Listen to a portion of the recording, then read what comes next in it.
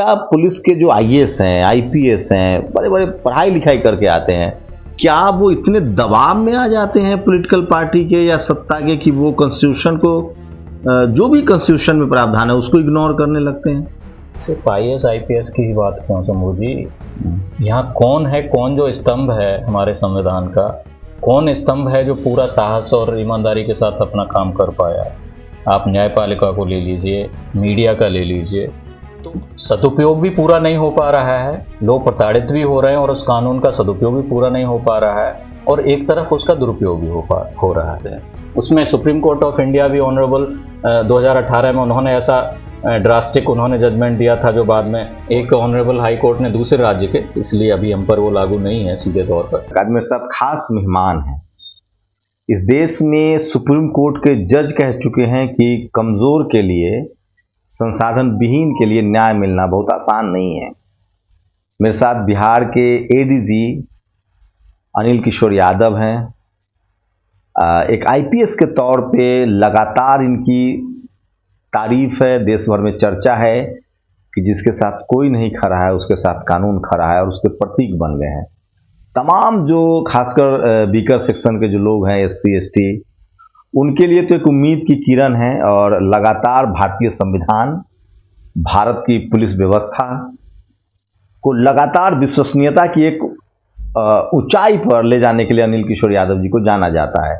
ऐसे दौर में जब पुलिस रिफॉर्म की बात हो रही है, लगातार लोग पुलिस पर सवाल उठा रहे हैं, अनिल किशोर यादव ने एक आईपीएस के तौर पे, एक पुलिस अधिकारी के तौर पे आम लोगों के बीच जो रीच बनाई है अपनी, और खासकर जो शोषित वंचित लोग हैं उनकी जिस तरह से उम्मीदें जगी हैं इनसे, वो काबिले तारीफ है। और मैं फिर कह रहा हूं, पुलिस व्यवस्था इकबाल से चलता है। हजारों की भीड़ हो, लाखों की भीड़ हो, एक पुलिसकर्मी आपके सामने डंडा लेकर आ जाए और आपका इकबाल, कानून का इकबाल जो है वो कायम रहता है। और ऐसे ही पुलिस अधिकारी हैं अनिल किशोर यादव। सवाल तमाम करेंगे हम कि पुलिस की जो आलोचना होती है और आप जिस तरह से काम कर रहे हैं, क्या मुश्किलें आती हैं, लेकिन सबसे पहला सवाल वही कि पुलिस, ये जो आम लोगों में जो एक डर है, भय है, उसे कैसे देखते और क्या करने की और जरूरत है? जी, आपका कहने का अर्थ है कि पुलिस के प्रति जो लोगों में ये असहजता होती है पुलिस को अप्रोच करने में। जी, ये मैं नहीं कह रहा हूँ, सुप्रीम कोर्ट के जज ने कहा है कि 90% लोग मतलब लीगल हेल्प ले ही नहीं पाते हैं। बिल्कुल। तो ये हम लोगों को जो कॉलोनाइजर थे, अंग्रेज शासक, उनसे ही विरासत में मिली है। और अंग्रेज शासकों से पहले की भी जो हमारी व्यवस्था थी वो कोई प्रोग्रेसिव नहीं थी, वो उससे भी ज़्यादा सामंती व्यवस्था थी, वो उससे भी ज़्यादा अन्याय और उसकी पोषक व्यवस्था रही थी। चाहे धर्मों के आधार पर न्याय की व्यवस्था थी कि ये हिंदू धर्म शास्त्रों के हिसाब से चलेगा, ये मुस्लिम का शरिया के हिसाब से चलेगा। उसके हिसाब से तो अंग्रेजों की व्यवस्था ज़्यादा प्रोग्रेसिव थी। लेकिन हमें ये नहीं भूलना चाहिए कि अंग्रेज आफ्टर ऑल वो रूलर थे। तो उन्होंने जो भी व्यवस्थाएं बनाई थी, जो मोटे तौर पे आज भी जारी हैं, तो वो विक्टिम फ्रेंडली नहीं थी। ना हम उम्मीद कर सकते थे अपने ज़माने के हिसाब से अंग्रेज़ों ने जो व्यवस्था बनाई, जो कोर्ट्स दिए, जिसमें अब तक हमने कॉस्मेटिक चेंजेस ही किए हैं, कोई रेडिकल बदलाव उन कोर्ट्स में नहीं किया गया है। जो जस्टिस डिलीवरी सिस्टम हमारा है, बेसिकली जो कॉलोनाइजर वो थे, शासक थे, रूलर थे, वही मोटे तौर पे वही व्यवस्था है। कुछ कुछ चेंजेस होते रहे समय समय पर, लेकिन वो बुनियादी बदलाव नहीं है। तो मेरा ये मानना है, मैं हमेशा इस बात को उठाता हूँ, किसी भी तरह के फॉर्मल फोरम हो या फिर इनफॉर्मल टॉक्स हो, कि भाई हमारे देश की सबसे बड़ी ज़रूरत है कि हमारी जो न्याय व्यवस्था है, जस्टिस डिलीवरी सिस्टम, होलिस्टिक तरीके से, पूरे समग्र तरीके से उस पर विचार हो, उस पर बहस हो, और जस्टिस डिलीवरी सिस्टम को ज़्यादा अकाउंटेबल और ज़्यादा ट्रांसपेरेंट बनाने के लिए हमारा प्रयास हो। पुलिस उसी सिस्टम का एक बहुत ही महत्वपूर्ण संगठन, ऑर्गेनाइजेशन है, उसी का एक बहुत महत्वपूर्ण औजार है जिसे सबसे पहले जनता का सामना पड़ता है, और वो उसी लीगेसी को लेके चल रही है। ताकतवर का लठैत बन जाना अंग्रेज के ज़माने से ही पुलिस के चरित्र में आ चुका था, और उसमें दुर्भाग्यवश हम बहुत कुछ सुधार नहीं कर पाए हैं। और ये सिर्फ पुलिस का इसीलिए अकेला मसला नहीं रहता।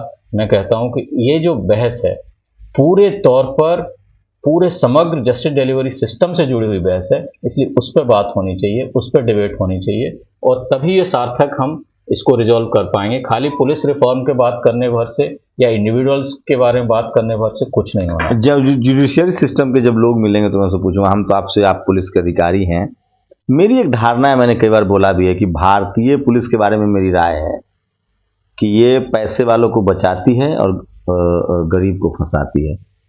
इस पर क्या कहेंगे? बिल्कुल, मैंने बताया ना कि जो अंग्रेज शासक के हम लठैत के रूप में दिख रहे थे, ऐसा कहाँ। आप याद कीजिए चौरी चौरा क्या था। चौरी चौरा में जो चौरी चौरा थाना जलाया गया, फ्रीडम स्ट्रगल में जो लोग शामिल थे, आम जनता थी, वो चौरी चौरा में थाने में जलने वाले पुलिस अधिकारी और पुलिसकर्मी कौन थे? वो भी इसी देश के निवासी थे। और लेकिन वो जो शासक जो अत्याचार कर रहा था उस सिस्टम का एक महत्वपूर्ण हिस्सा थे, उनके खिलाफ नहीं, लेकिन जैसे अभी अमेरिका में ब्लैक लोगों की क्रांति प्रोटेस्ट था, वहां के पुलिस प्रमुख ने वहां के राष्ट्रपति को कहा कि माइंड योर लैंग्वेज, अगर आप कुछ अच्छा नहीं बोल सकते तो मुंह बंद रखिए, हम संविधान के प्रति रिस्पॉन्सिबल है। तो क्या पुलिस के जो आईएएस हैं, आईपीएस हैं, बड़े बड़े पढ़ाई लिखाई करके आते हैं, खासकर आईपीएस ही पुलिस के बड़े पदों पर बनते हैं, डीजीपी बनते हैं, एडीजी बनते हैं, डीआईजी बनते हैं, एसपी होते हैं, क्या वो इतने दबाव में आ जाते हैं पॉलिटिकल पार्टी के या सत्ता के कि वो कॉन्स्टिट्यूशन को, जो भी कॉन्स्टिट्यूशन में प्रावधान है उसको इग्नोर करने लगते हैं? सिर्फ आईएएस आईपीएस की ही बात क्यों शंभू जी, यहाँ कौन है, कौन जो स्तंभ है हमारे संविधान का, कौन स्तंभ है जो पूरा साहस और ईमानदारी के साथ अपना काम कर पाया? आप न्यायपालिका को ले लीजिए, मीडिया का ले लीजिए, तो अब इसमें आईएएस आईपीएस ब्यूरोक्रेसी हो, इसको उसको अभी उंगली उठाना ही बेकार है। यहाँ हम लोगों की औकात नहीं है कि उस तरह की बात जो आपने बताया कि अमेरिका में ऐसा कहा गया, ये चीज़ हमने सिस्टम समाज बनाया ही नहीं, और ये एक दिन की चीज़ नहीं है। एक दुष्यंत कुमार साहब की जो गज़ल का आखिरी शेर मुझे अक्सर याद आता है इस तरह मौक़ों पे। उसका पहला शेर तो ये था कि अब किसी को नज़र आती नहीं कोई दरार, घर की हर दीवार पर चिपके हैं इतने इश्तहार। उसका आखिरी शेर ये होता है कि इस सिरे से उस सिरे तक सब शरीके जुर्म है, इस सिरे से उस सिरे तक सब शरीके जुर्म है, आदमी या तो जमानत पर रिहा है या फरार। ये एक दिन की चीज़ नहीं है, ये हमने थोड़ा थोड़ा उसमें नेगेटिव डिटोरिएशन की तरफ। और तो फिर आप क्यों लकीरें तोड़ रहे हैं? आपकी जो रीच है आम लोगों में, ये इंडिविजुअल एफर्ट है समूह जी। इंडिविजुअल्स ज़्यादा संवेदनशील या ज़्यादा मेहनती या ज़्यादा कर्मठ हर जमाने में रहे थे, आज भी हैं, हर जमाने में रहेंगे। कम ज़्यादा उनकी संख्या होती रहेगी हालात के हिसाब से। तो किस तरह की कठिनाई, जब आप पब्लिक के लिए काम करते हैं, ईमानदारी से लोगों के लिए काम करते हैं, एक आईपीएस है, आपकी वो हनक नहीं है, आपको लगता है कि हम जनता के सेवक हैं, तो फिर किस तरह की कठिनाई सामने आती है? सत्ता से भी आती है और आपके सिस्टम से भी आती है, दोनों तरफ से, या कहीं से सपोर्ट मिलता है? सपोर्ट देखिए, जब हालात सिस्टम में जो फ्लॉ रहते हैं, जो कि मैं बेबाकी से कहना पसंद करता हूँ, हर फोरम पे मैं कहता हूँ जहाँ मुझे ऑफिशियली बात कहने का मौका मिलता है या फिर आप अनऑफिशियली हम लोग जो बात कर रहे हैं कि भाई justice delivery system, just delivery system, just delivery system, ये है असली चीज़ एज ए होल। इस पर डिबेट होनी चाहिए। इसकी मैं तुलना करता हूँ समूह जी कि जो जिंदा जो प्राणी है ना, जो ऑर्गेनिज्म है लाइफ, उनका जो हमारे जैसे कॉम्प्लिकेटेड होमो सैपियंस सैपियंस की, इसके इम्यूनिटी सिस्टम से मैं तुलना करता हूं जस्टिस डिलीवरी सिस्टम की। रोग प्रतिरोधक जो तंत्र होता है वो है हमारा जस्टिस डिलीवरी सिस्टम। अगर हमारा जस्टिस डिलीवरी सिस्टम दुरुस्त है तो बीमारियां नई पुरानी नई भी आए, नया वायरस कोविड आ रहा है तो भी उससे लड़ने के लिए जल्दी तैयार होगा। कोई नए जमाने के नए विकास के साथ सभ्यता का विकास हो रहा है, नई चीज़ें आ रही हैं तो उसमें नए क्राइम आए, नई चीज़ें आई, नई बुराइयां समाज में आई, उनको भी हैंडल करने की उसकी क्षमता है। लेकिन जब हमें एड्स हो जाता है ना, एक्वायर्ड इम्यूनो डेफिशिएंसी सिंड्रोम, हमारे देश को एड्स हुआ है, justice delivery system immunity system है हमारा, और हम बात करते हैं शॉर्ट टर्म के, ये कोई एंटीबायोटिक दे दें, हम फलाना सिंह हैं, हम फलाना, हमारी सरकार आ जाएगी तो हम फलाना कर देंगे, हम फलाना कर देंगे। ये एंटीबायोटिक्स का जो वादा करते हैं ये शॉर्ट टर्म में कुछ भी नहीं होने वाला है। असली चीज़ है जस्टिस डिलीवरी सिस्टम पूरी समग्र तरीके से उस पर बात हो, उसको ज़्यादा अकाउंटेबल ट्रांसपेरेंट बनाने के लिए हम तैयारी करें, तो वो स्याह को स्याह, सफ़ेद को सफ़ेद, ब्लैक को ब्लैक, वाइट को वाइट करेगा।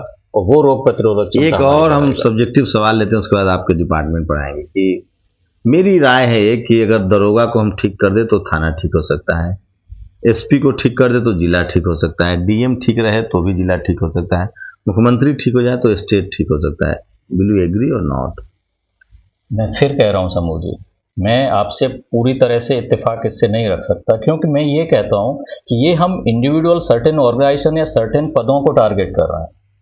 हमको पूरा बीमारी की साइंटिफिक एनालिसिस करना पड़ेगा। अब दरोगा क्यों ठीक हो जाएगा, एसपी क्यों ठीक हो जाएगा, डीएम क्यों ठीक हो जाएगा, सीएमई क्यों ठीक हो जाएगा, पीएम और सुप्रीम कोर्ट का चीफ जस्टिस क्यों नहीं ठीक हो जाएगा, और वो क्यों ठीक हो जाएगा, क्यों ठीक होने के ऐसे हमारे समाज में क्या व्यवस्था है कि इनमें से कोई भी ठीक हो जाए या सब ठीक हो जाए? ऐसा हमने समाज बनाया क्या? सबको अकाउंटेबल करना होगा।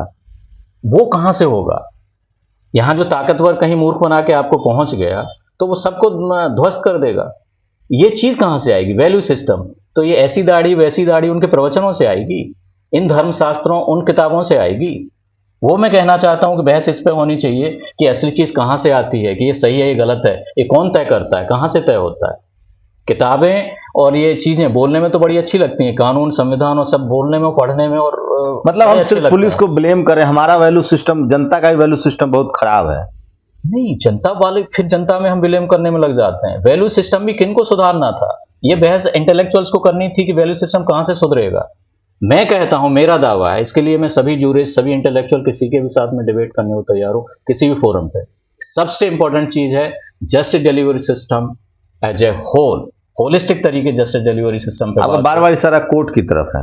नहीं, no no no, justice delivery system के ऊपर वो शिरोमणि है, वो शीर्ष पे बैठा हुआ कोर्ट, लेकिन वो जस्टिस डिलीवरी सिस्टम का ही एक पार्ट है। तो पुलिस और कोर्ट ही तो है जस्टिस के पुलिस, कड़ी में। कोर्ट, वकील, और सबसे बड़ी चीज है उसमें कोर्ट। कोर्ट को आप भूल जाते हैं। उन किताबों में भी संशोधन की जरूरत है जो इतने लूप होल्स प्रोवाइड करती हैं। कॉन्स्टिट्यूशन की बात कर रहे हैं। कॉन्स्टिट्यूशन तो खाली कोर्ट के स्ट्रक्चर की बात आएगी तो उतनी कॉन्स्टिट्यूशन पे मेरा मानना है कि असली काम होना चाहिए IPC, criminal procedure code, civil procedure code, Indian evidence act. IPC में तो सब्सटेंटिव लॉ है, आईपीसी में उतनी ज्यादा काम की जरूरत नहीं पड़ेगी।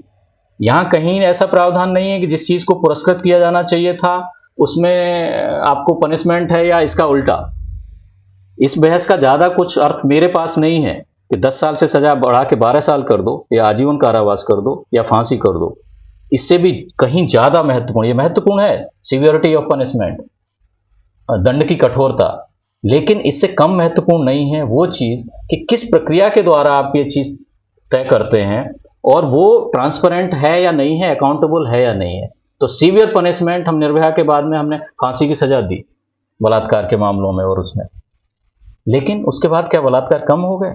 और दूसरी तरफ वही सिस्टम ये भी करता है कि एक देश में बहुचर्चित मामला है जहां बलात्कार और गैंगरेप हुए, मर्डर्स हुए और उन लोगों को कन्विक्शन हुआ, हम लोगों ने प्रीमैच्योरली उनको जो कन्विक्ट थे उनको जेल से बाहर निकाल लिया है। तो ये क्या है?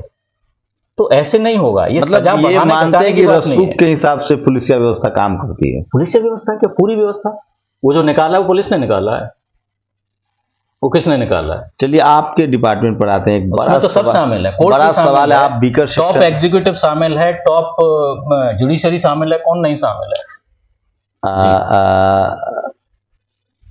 ये पूरी बातचीत हम लोग की है और इसको निजी तौर पे ले जो अपना एक्सपीरियंस है। सर आपको क्या लगता है, आप बीकर सेक्शन के एडीजी हैं, एक सवाल है, दो पक्ष हैं। SC/ST एक्ट को लेकर जो एक तबका है वो कह रहा है कि इसका दुरुपयोग होता है, दूसरी तरफ सच्चाई है कि SC/ST एक्ट का इम्प्लीमेंटेशन ही नहीं है और जो सबसे ज़्यादा जो इस देश में जो विक्टिम हैं वो शेड्यूल कास्ट, शेड्यूल ट्राइब और पिछड़ी जातियों के लोग हैं ड्यू टू कास्ट डोमिनेशन या कास्ट हेजेमनी।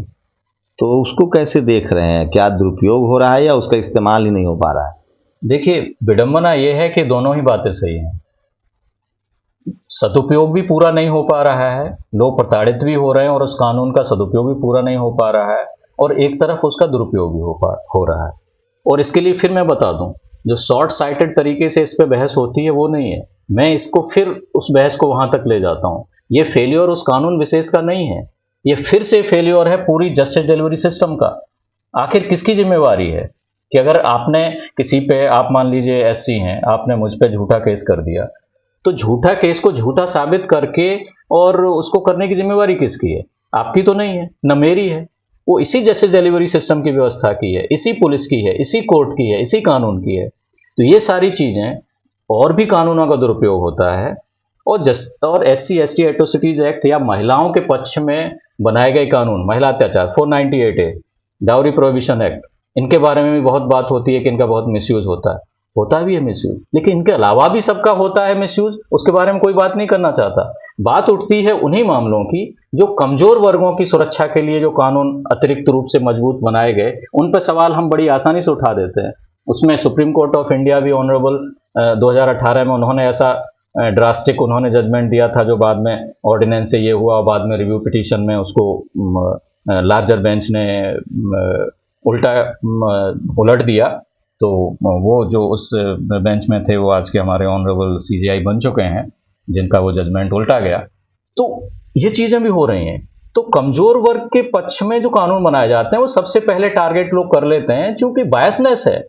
SC और ST के खिलाफ सारा जो बाकी नॉन SC ST है, सॉल्यूशन डाइवर्सिटी है। अगर हर जाति और धर्म के अधिकारी हो, शेड्यूल कास्ट थाने भी बनाए गए हैं, शेड्यूल ट्राइब थाने भी बनाए गए हैं, डाइवर्सिटी हो सिस्टम में, तो एक सॉल्यूशन दिख रहा है। डाइवर्सिटी से चेक्स एंड बैलेंसेस होते हैं, उनको रिप्रेजेंटेशन मिलता है, उससे बेहतरी की तरफ बढ़ते हैं। लेकिन वो अल्टीमेट सॉल्यूशन यहाँ उतने भर से भी नहीं है। वो तो जरूरी है ही, लेकिन उसके साथ ही यह भी जरूरी है, बार बार मैं कहता हूं कि हम बात कर रहे हैं इम्यूनिटी सिस्टम की।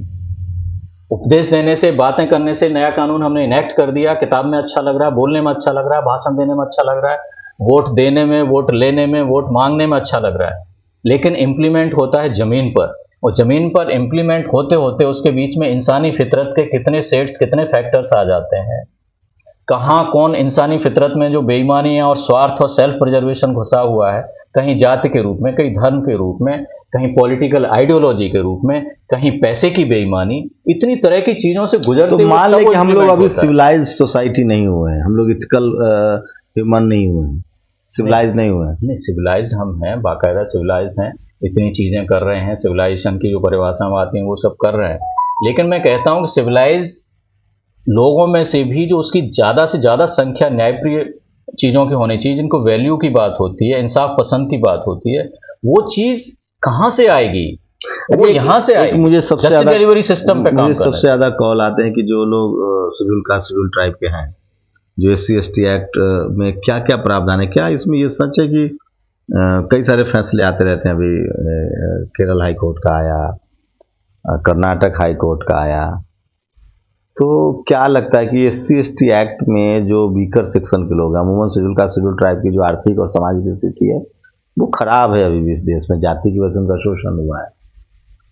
तो किस तरह के, मतलब कैसे, अगर कोई, मैं मान लो मैं विक्टिम हूं, तो मैं कैसे पहले अप्रोच करूं? पहले सीधे थाना जाऊं? और क्या पुलिस वाले के लिए मैंडेटरी है कि पुलिस अधिकारी की उस FIR को लॉन्च करें, या वो कंप्लेन भी ले सकते हैं और जांच के बाद ही FIR दर्ज होगा? SC ST एट्रोसिटीज एक्ट में या फिर महिला पर सेक्सुअल असॉल्ट होता है, किसी भी जाति की महिला पर, ये दो तरह के प्रावधान ऐसे हैं कम से कम कि इसमें कोई स्कोप नहीं है पुलिस को मना करने का, जांच में रखने का। जो रखते हैं वो कानून अपने हाथ में लेके कानून का उल्लंघन कर रहे होते हैं, उनके खिलाफ भी कार्रवाई की, चाहे वो आरोप झूठ ही हो, बाद में साबित हो जाए, कोई बात नहीं। FIR दर्ज करिए, झूठ है झूठे को साबित करिए, और जो झूठा है, झूठा केस करने के लिए इंडियन पेनल कोड में अलग से प्रावधान है, सेक्शन 182 है, सेक्शन 211 है, उस तरह में प्रोसिक्यूशन रिपोर्ट डालिए उसके खिलाफ। आप जिम्मेवारी से नहीं भाग सकते हैं। जब आपको रिपोर्ट किया गया तो आपको FIR दर्ज करनी है, मीन्स करनी है, शैल, और नहीं कर रहे हैं तो आप नेग्लिजेंस ऑफ ड्यूटी है जो पनिशेबल है। एक तो SC ST prevention of atrocities act की धारा 4 भी पनिशेबल बनाती है। इसके अलावा इंडियन पेनल कोड में भी निर्भया केस के बाद से जो अमेंडमेंट हुए थे, क्रिमिनल लॉ अमेंडमेंट एक्ट 2013 के माध्यम से, उसमें भी ऐसी बहुत स्ट्रॉन्ग धाराएं जोड़ी गई हैं जिससे पब्लिक सर्वेंट्स को अकाउंटेबल बनाया जाए। पब्लिक सर्वेंट अच्छा, जिस केस में अगर वो आरोप गलत, अगर जानबूझकर किसी बदले की भावना से अगर वो आरोप लगाया गया, तो उस स्थिति में क्या होगी? वो तो मैं बता ही रहा था कि सेक्शन 182, 211 किसी पे भी लागू होता है। झूठा केस करने वाला चाहे SC ST मेंबर हो और चाहे महिला हो या कोई भी हो, इसमें किसी ने किसी को नहीं कह दिया है कि भाई अब झूठा है तो आप उसका वो नहीं करें। सजा का प्रावधान है। हाँ, उसका प्रक्रिया 182, 211, उसके अलावा कुछ और भी सेक्शन। अरेस्टिंग को लेकर एक लगातार क्या SC/ST एक्ट में जैसे 376 में है कि गिरफ्तारी होगी, SC/ST एक्ट में भी इसी तरह के प्रावधान है कि गिरफ्तारी होगी अगर आप पर आरोप लग रहे हैं तो, या जो सुप्रीम कोर्ट की गाइडलाइंस है कि 7 साल की सजा वाले मामले में ही गिरफ्तारी हो, उससे कम वाले में जांच हो सकती है? देखिए 7 साल वाली जो आपने बात बताई सुप्रीम कोर्ट वाला, तो मामला अवनीश कुमार बनाम बिहार राज्य, यहीं बिहार से ही मामला चला था। उसमें 2014 में ऑनरेबल सुप्रीम कोर्ट ने वो दिया था। तो सुप्रीम कोर्ट ऑफ इंडिया कानून के इंटरप्रिटेशन का सर्वोच्च हमारा इंस्टीट्यूशन है, लेकिन कानून के दायरे से वो भी बाहर नहीं जाता है। सेक्शन 41 CRPC में ही जो चीजें दी गई हैं, उन्हीं के बेटर इंप्लीमेंटेशन के लिए उन्होंने चीजों को और एलेबोरेट किया था। अब सेक्शन 41 CRPC कहाँ लागू होगा, वो हमारे कानूनी प्रावधानों से स्पष्ट होता है। CRPC की धारा 5 बताती है कि कहीं स्पेशल प्रोविजंस हैं, लोकल लॉज हैं, कोई स्पेशल लॉज हैं, तो उन पर ये प्रोविजंस लागू नहीं होंगे। वहां स्पेशल एक्ट के अपने प्रोविजन कुछ हैं तो वो लागू होंगे। इसके लिए लैटिन में जूरिस्प्रूडेंस में एक मैक्सिम है, लैटिन मैक्सिम, के जनरलिया स्पेशलिबस नॉन डेरोगेंट, मतलब जनरल पर स्पेशल प्रभावी होगा, इसका उल्टा नहीं होगा।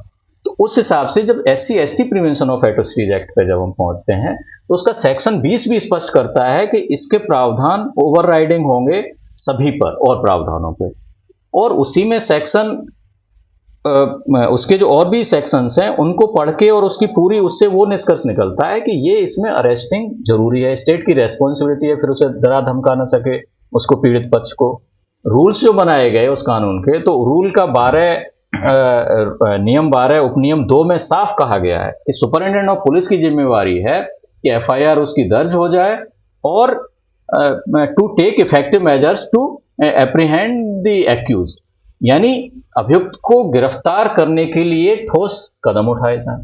इस सब के आधार पर मेरा बिल्कुल मानना है, मैंने लिखित में अपना राज्य में जो यहाँ पुलिस हमारी कंफ्यूजन में अभियुक्तों को मदद पहुंचा रही थी, वो मैंने दूर करने के लिए मैंने आदेश निकाला है। और अब मेरी नज़र में ऐसा कोई मामला अब नहीं आ रहा है। अब पुलिस ऑफिसर हमारे कर रहे हैं कि जब केस सच्चा है, हम कहते हैं अब आप टाइम ले लीजिए, 4 दिन एक्स्ट्रा लगे, लेकिन जिस बंदे के खिलाफ केस सच्चा है उसकी अरेस्टिंग ही होगी और कोई चारा नहीं है। ये कानूनी प्रावधान है। इसका मुआवजे का किन किन केसों में मुआवजे का प्रावधान है SC/ST एक्ट में, किस तरह के मामलों में? सभी मामलों में SC/ST एट्रोसिटीज का मामला जब एक बार हो गया तो उसमें सभी कोई भी किसी भी तरह का, अब उसमें उन्होंने जो रूल्स बनाए हैं उसमें प्रावधान है।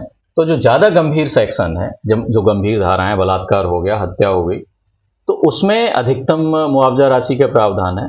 और कुछ हल्के ऑफेंस हैं जिसमें क्षति उतनी बड़ी नहीं है, तो उसमें जो रूल्स जो बनाए गए हैं उनमें प्रावधान जो मुआवजे की राशि है वो कम है। तो अलग अलग तो मुआवजे की राशि आफ्टर पनिशमेंट है या आरोप ट्रायल के दौरान ही आपको मुआवजा? हाँ, उसकी स्टेज है, FIR होने के बाद ही कुछ हिस्सा मुआवजे का वो देय हो जाता है, कुछ चार्जशीट के बाद हो जाता है। और अभी कहीं सोशल मीडिया पे मैंने देखा कि एक ऑनरेबल हाई कोर्ट ने दूसरे राज्य के, इसलिए अभी हम पर वो लागू नहीं है सीधे तौर पर, किसी ने ऐसा कहा कि भाई कन्विक्शन के बाद ही उसको लागू हो। तो मेरे हिसाब से इस तरह का जजमेंट कोई भी ऑनरेबल हाई कोर्ट दे रहे हैं या कोई भी करें, मैं समझता हूं कि कानूनी तौर पर गलत है और ये विधायिका के कार्यों में हस्तक्षेप है। एक और ये कानून नहीं है, सरकार ने बनाया, मुआवजा इस स्टेज में मिलेगा तो मिलेगा, इसमें किसी कोर्ट का इसमें कोई दखल नहीं हो सकता कि भाई मुआवजा इसके बाद ही मिलेगा। ये कोर्ट अगर जा रहे हैं तो बाहर जा रहे हैं। अच्छा, अगर किसी केस में अगर आरोपी बरी हो जाता है तो क्या मुआवजे की राशि लौटानी पड़ सकती है? नहीं, ऐसा नहीं है। तो ये कुछ बड़े सवाल थे जो रोज मुझसे पूछे जाते हैं, और बिहार के ADG अनिल किशोर यादव जी थे मेरे साथ, और उम्मीद है कि आपको बहुत मदद मिलेगी इस पूरी बातचीत से। हमारी कोशिश है कि भारतीय संविधान, भारत की न्यायिक व्यवस्था को मजबूत किया जाए ताकि सबको न्याय मिल सके। जाति, धर्म, पैसा, अमीरी, लिंग के आधार पे भेदभाव ना हो। पूरी बातचीत कैसी लगी, आपकी प्रतिक्रिया बहुत जरूरी है। शुक्रिया सर अपना समय देने के लिए।